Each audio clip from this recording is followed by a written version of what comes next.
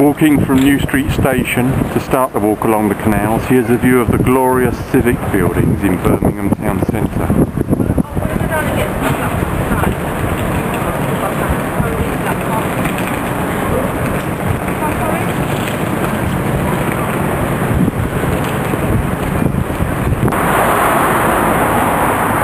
The walk proceeds through this parade of shops. That's actually the way I've come. And now down here, heading towards Broad Street and the canals. I'm now about to enter the famous Gas Street Canal Basin in the centre of Birmingham. Here it is, the Gas Street Basin.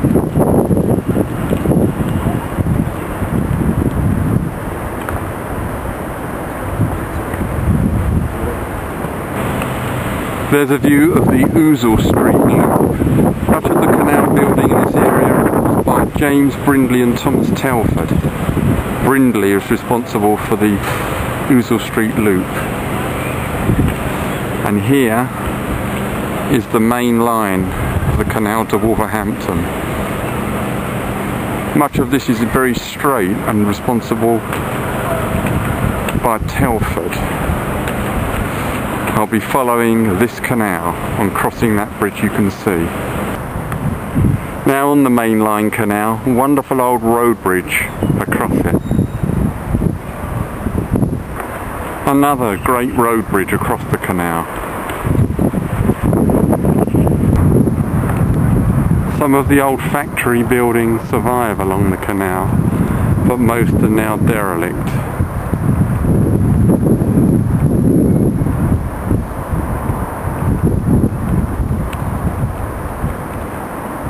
I'm looking back now the way I've just come.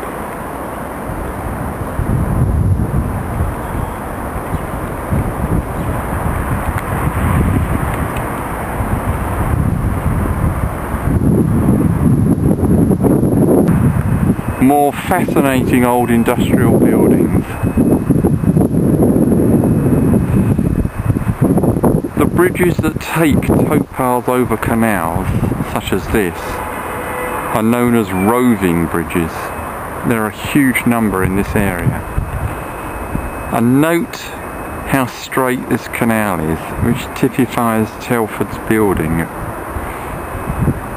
Incredible. The canal runs beside the main railway line here. I'm now standing on a roving bridge across the Brindley designed Soho loop of the canal. There's the Soho loop going into the distance. Here's where the Soho loop rejoins the main line. I walked along the main line, not that loop. The island you can see in the centre of the canal here once housed a toll office. You can also see another roving bridge across the canal. Some more industrial heritage. You can just make out an old West Midlands firm from the interwar years, long gone of course. Paint on the wall is rapidly fading from what I know.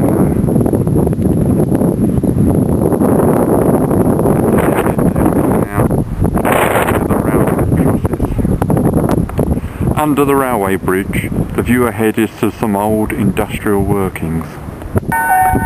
At this junction, I'm branching right along Brindley's canal.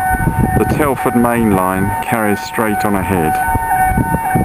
We'll only be on the Brindley Canal for a fairly short distance. The New Navigation pub, even that's closed now, but its name evokes the canals.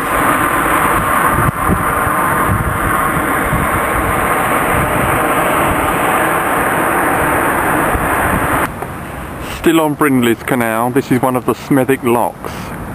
These raise the canal by about 20 feet. Now at the junction of the Engine Arm Canal, this wonderful old iron aqueduct built in 1825 takes the engine arm over the main Telford Line Canal. I'm actually walking along the Brindley Canal, which runs parallel with this Telford Canal.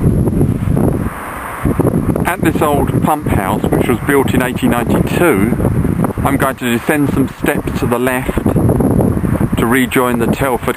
Now back on the Telford Canal. Here is Telford's 150-foot span Gorton Bridge. It rises 71 feet above the canal and was built in 1829. That bridge there is just a railway bridge.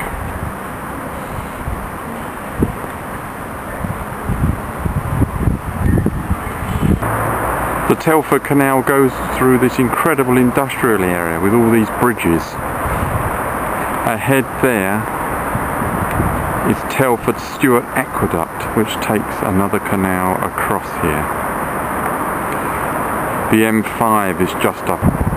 And there's a great view of Telford Stewart Aqueduct with the M5 in the background.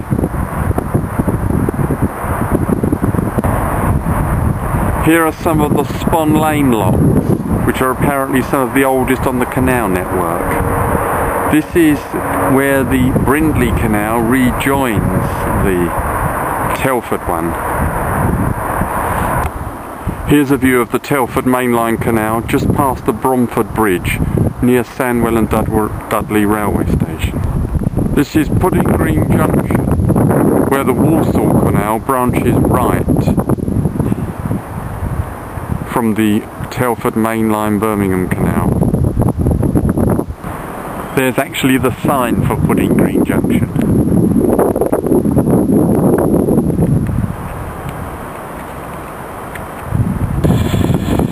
Just beyond Pudding Green Junction, the railway recrosses the canal.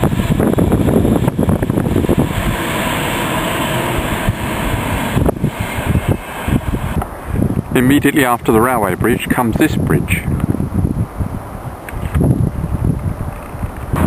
I've now diverted off of the main line onto the parallel old line along a linking canal. Hopefully we'll be able to get a shot of the Netherton tunnel by doing this. This is the view along the old line canal, heading towards Dudley Port. There's the Tiverdale Aqueduct, which carries the canal I was just walking on, over the canal which has the Netherton tunnel on it. And there it is, the entrance to the Netherton tunnel. This was opened in 1858 and was the last canal tunnel to be built in Britain. It is 3,027 yards long. About 1.75 miles or so. I've actually come into the tunnel. You can see the other end. There's a spot of light in the distance. There.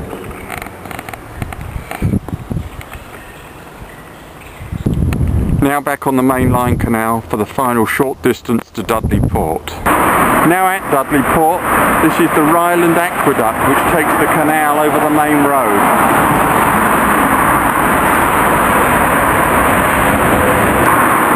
And there's the fish and chip shop at Dudley Port. Another fish and chip shop at Dudley Port. Now at Dudley Port Station and the end of the